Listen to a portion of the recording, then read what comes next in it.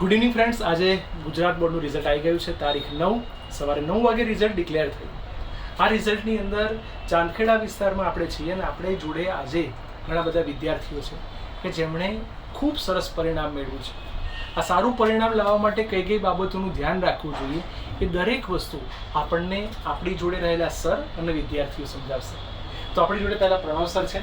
તો પ્રણવ સર આપણને કેટલીક ટિપ્સ આપશે કે ભાઈ સારા રિઝલ્ટ માટે કઈ કઈ વસ્તુ ધ્યાનમાં રાખવી જોઈએ. પ્રણવ સર, સૌથી પહેલાં તો તમારે એનસીઆરટી તો કવર હોવી જ જોઈએ. બોર્ડના પોઈન્ટ ઓફ વ્યૂથી જોઈએ તો પહેલાં તો એનસીઆરટી કવર હોવી જોઈએ. જે ડબલઈ નીટ માટે તમે પાછળ દોડો છો, નો ડાઉટ છે, બરાબર છે, પણ સૌથી પહેલાં તમારે શું કવર હોવું જોઈએ? એનસીઆરટી. અને બીજી વસ્તુ, એનસીઆરટીમાં તમારે જ્યારે લેક્ચર સ્ટાર્ટ થાય છે, લેક્ચર પતે છે, ઘરે જાઓ છો, તો પહેલાં તો એનું ડે ટુ ડેનું જે વર્ક છે તમારે રોજ પતાવી દેવું પડે. નો ડાઉટ અમારા ટ્યુશનમાં અહીંયા મારા એજ્યુકેશનમાં તો ડેલીનું ફોલોઅપ થતું જ હોય છે, એટલે છોકરાઓને રિઝલ્ટ તમને જોવા મળે જ છે એના કારણે.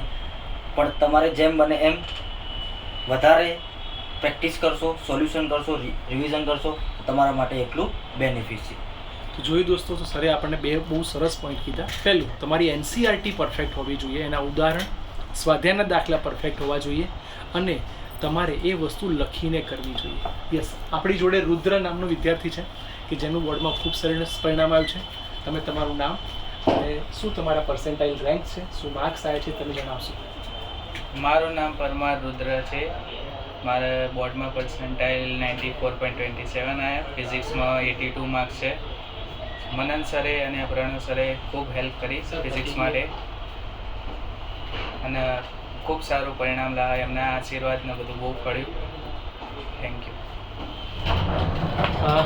ફિઝિક્સ જેવા અઘરા વિષયની અંદર જ્યારે બાળકો 80 કે 90 માર્ક્સ લાવે છે તો એ લોકોએ કઈ કઈ વસ્તુઓને ધારીને કરી છે, કઈ કઈ વસ્તુ ઉપર ભાર મૂક્યું છે એ આપણે જોઈએ. કે જેના બોર્ડમાં ફિઝિક્સમાં 93 માર્ક્સ છે, મેથ્સમાં 99 માર્ક્સ છે અને કેમેસ્ટ્રીની અંદર પણ 99 માર્ક્સ છે. એવો આપણો સરસ મજાનો વિદ્યાર્થી નીલ સાથે આપણે એક મુલાકાત લઈએ અને આપણને કેટલીક વસ્તુઓ સમજાવશે. શાહ નીલ. મારું નામ શાહનીલ ભાવેશકુમાર છે.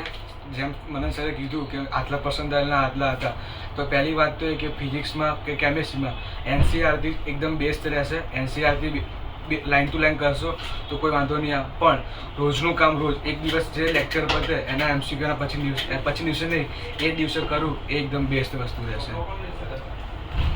તો ઘણા બધા વિદ્યાર્થી મિત્રો છે. હજી પણ આપણી જોડે બે સરસ દીકરીઓ છે કે જે લોકોએ બી બોર્ડમાં ખૂબ સરસ પરિણામ લાવ્યા છે. બી ગ્રુપની નમ્રતા નામની છોકરી, બહુ સરસ છોકરી કે જેણે આખું વર્ષ દરમિયાન સરસ મહેનત કરી છે. આપણે એને સાંભળી થોડી શરમાળ છે, પણ મને વિશ્વાસ છે કે એને 2-3 વસ્તુ જે આપણને કહેશે કે બાયોલોજી વિષયમાં બી શું તૈયારી કરવી જોઈએ, કેમેસ્ટ્રીમાં બી શું કરવું જોઈએ, આપણને સમજાવશે. નમ્રતા. મારું નામ પરમા નમ્રતા છે. મારું પર્સન્ટાઇલ 98 છે. સરે કીધું તેમ મેં ખૂબ સારી મહેનત કરી. સરના આશીર્વાદ બહુ પડ્યા અને કેમેસ્ટ્રીમાં, ફિઝિક્સમાં, બાયોલોજીમાં ત્રણેયમાં જે પોઈન્ટ્સ હોય એને બહુ નોટ કરી મેં વાંચ્યા હતા અને જે ક્વેશ્ચન દાખલાઓ હોય એને મેં લખી મોઢે કર્યા હતા અને થિયરીમાં પણ જે મેઇન પોઈન્ટ રિપીટ કરે એટલે ખૂબ જ સારા પરિણામ. એટલે તમે જોયું દોસ્તો કે દરેક જગ્યાએ બાળકો એવું જ કહે છે કે તમે રોજનું કામ રોજ કરો. દાખલા, થિયરી કે જે બી છે એના ટોપિક્સને તમારે કવર કરવાના, એને લગતા એમસીક્યુ ત્યારે જ કરવા જોઈએ.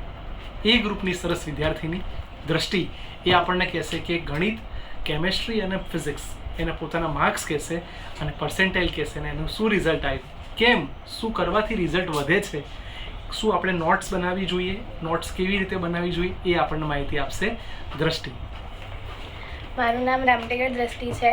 મારા મેથ્સમાં 90 માર્ક્સ છે, કેમેસ્ટ્રીમાં 84 અને ફિઝિક્સમાં 74 માર્ક્સ છે અને મારા પર્સન્ટેજ 82 છે. તો સરે કીધું એવી રીતે કે દરરોજનું કામ દરરોજ કરવું જોઈએ. હવે સરે જે ટૉપિક ભણાવ્યો છે એના એમસીક્યુ અને ચોપડી એનસીઆરટીમાં બી એ ટૉપિક વાંચી લેવા જોઈએ અને એનસીઆરટીની લાઇન ટુ લાઇન તો વાંચવી જ જોઈએ. સ્પેશિયલી કેમેસ્ટ્રીમાં તો વાંચવી જ જોઈએ અને ફિઝિક્સમાં બી વાંચવી જોઈએ અને મેથ્સના જે બધા દાખલા છે એનસીઆરટીના એ બધા જ કરવા જોઈએ અને જે દિવસે સર જે ટૉપિક ભણાવે એના એમસીક્યુ કરી લેવા જોઈએ, જેથી આપણને આગળ જઈને જે ડબલઈ નીટ કે બોર્ડના એમસીક્યુ હોય એમાં કોઈ તકલીફ ના પડે. Thank you.